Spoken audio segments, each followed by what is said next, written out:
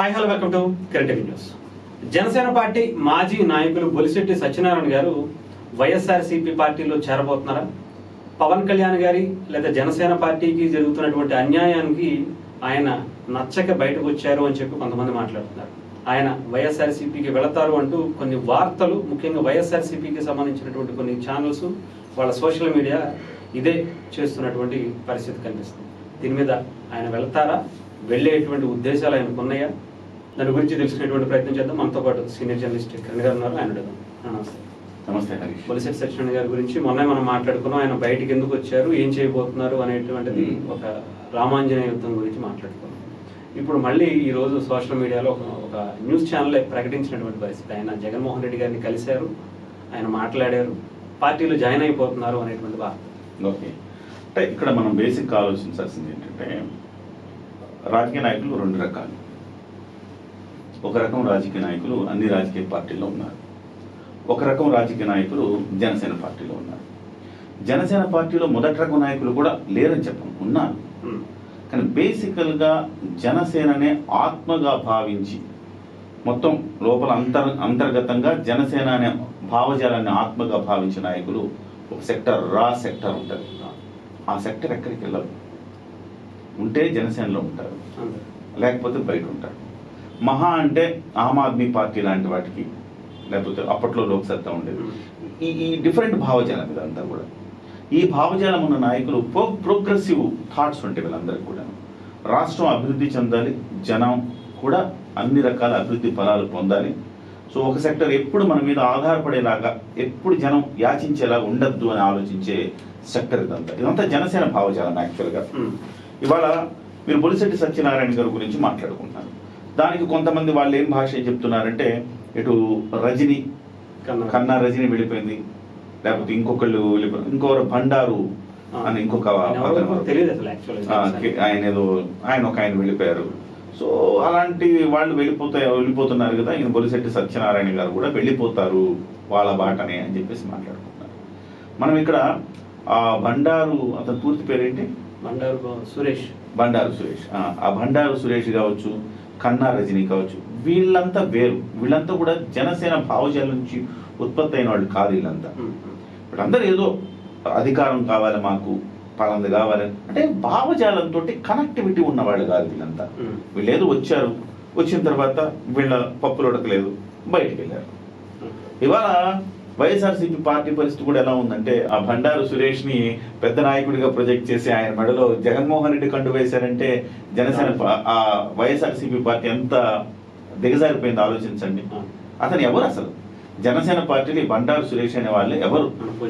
ఆయనకి స్థాయి ఏంటి, స్టేచర్ ఏంటి? ఏమీ లేదు. అలాంటి వ్యక్తిని తీసుకుపోయి మెడలో కండువా వేసి ఆహ్వానించి పవన్ కళ్యాణ్ గారి మీద ఈరోజు మాట్లాడిస్తున్నారంటే అసలుకి ఎంత దిగజారిపోయినట్టు పార్టీ. అంటే పార్టీలో నాయకులు లేరా వాళ్ళకి? కోరి జనసేన పార్టీలో కొంచెం పెద్ద నాయకుడిని తీసుకోవచ్చుగా. సో అలాంటి పరిస్థితి. ఇంకా కన్నా రజనీ అయితే అన్అఫిషియల్ గా వైఎస్ఆర్సీపీతో కొనసాగుతా ఉంది. సో ఈ రెండు పక్కన పెడితే మన బొలిశెట్టి సత్యనారాయణ గారి విషయానికి వస్తే, ఆయన ఆత్మ పరమాత్మ అన్ని జనసేన అన్నట్టు ఉంటుంది. ఆయన జనసేనలో 7 సిద్ధాంతాలు, ఒక సిద్ధాంతాన్ని ప్రతిపాదించింది ఆయన, పర్యావరణం. సో కాబట్టి మొన్న కూడా మనం మాట్లాడుకున్నాం, ఆ సిద్ధాంతానికి కట్టుబడి ఆయన ఇవాళ బయటకు వెళ్ళాడు. రేపు పవన్ కళ్యాణ్ గారు ఆ సిద్ధాంతానికి కట్టుబడి ఉన్నా గానీ అభిప్రాయ భేదాలు వస్తాయి మనకు మధ్య అని పవన్ కళ్యాణ్ గారు అసెంబ్లీలో మాట్లాడారు కదా. మనం కలిసికట్టుగా ఉండాలి, కానీ అప్పుడప్పుడు కొన్ని అభిప్రాయ భేదాలు వస్తాయి, సిద్ధాంతపరమైన అభిప్రాయ భేదాలు వస్తాయని చెప్పాడు. ఆ అభిప్రాయ భేదాల్లో ఈ పర్యావరణం కూడా ఒక అభిప్రాయ భేదం రాబోతోంది. వచ్చినప్పుడు పవన్ కళ్యాణ్ గారు ఏం చేస్తారు? తప్పదు, కూటమిలో ఉన్నారు, అడ్జస్ట్ అవ్వాలి. కానీ బొలిశెట్టి సత్యనారాయణ గారు అడ్జస్ట్ అవ్వలేరు, అందుకోసం ఆయన బయటికి వెళ్ళారు. ఇవాళ బయటికి వెళ్ళి ఆయన పోరాటం చేస్తారు. ఎవరు మించేస్తారు? పవన్ కళ్యాణ్ గారు మించేస్తారు, కూటమి ప్రభుత్వం మించేస్తారు. అంత మాత్రం చేత ఆయన వైసీపీలోకి వెళ్ళిపోయారని ప్రచారం చేస్తే అట్లా. అసలు వైసీపీ భావజాలానికి ఆయన భావజాలానికి నక్కకి నాకలోకానికి ఉన్నంత తేడా ఉంది.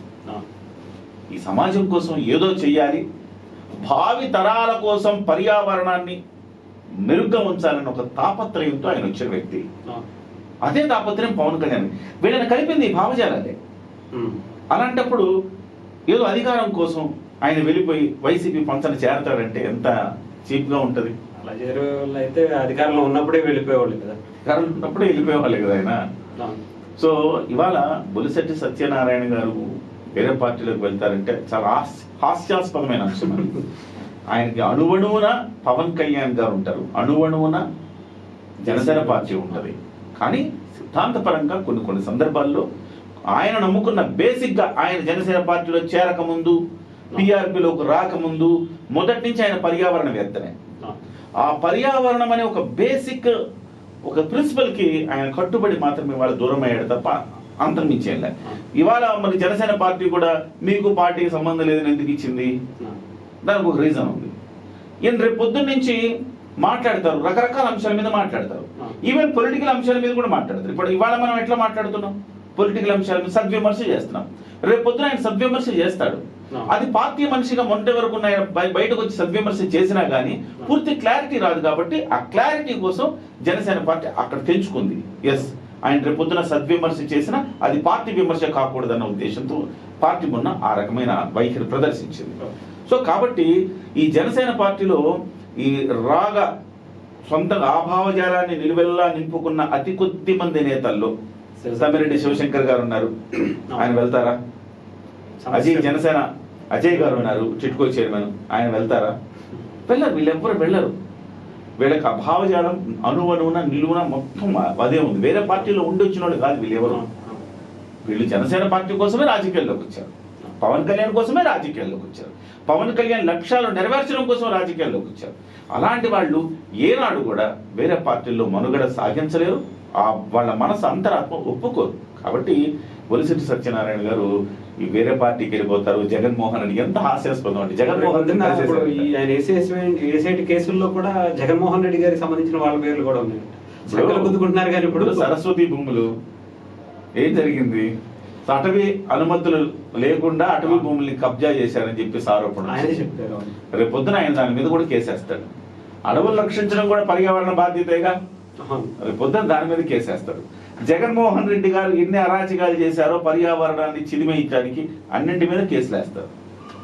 వీళ్ళకి హాస్యాస్పదంగా ఉండొచ్చు కానీ వీళ్ళు ఈ రకమైన స్టోరీలు చేస్తున్నారు. కానీ ఏదో వాళ్ళ వ్యూస్ కోసం చేస్తారు, దేని కోసం చేస్తారు. కానీ రేపు పొద్దున వాళ్ళ మీదే యుద్ధం ప్రకటించే వ్యక్తి బొలిశెట్టి సత్యనారాయణ గారు.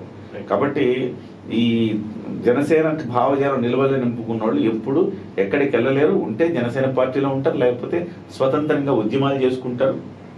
ఒక స్వతంత్ర సంస్థగా ప్రజల కోసం, సమాజం కోసం ఏదో ఒకటి చేస్తారు తప్ప వేరే రాజకీయ పార్టీలోకి వెళ్ళే అవకాశం లేదు. మీరు చూడండి, తెలుగుదేశం పార్టీ నుంచి వైసీపీకి, వైసీపీ నుంచి తెలుగుదేశానికి ఇట్లా మారుతూ ఉంటారు. వాళ్ళు నేను చెప్పిన మొదటి కోవకు చెందిన వాళ్ళు, వాళ్ళకి ఏం లేదు, అధికారమే పరమావధి. ఏ పార్టీకి అవకాశం వస్తే ఆ పార్టీలకు దూరదాము, అధికారంలోకి మనం కూర్చుందాము.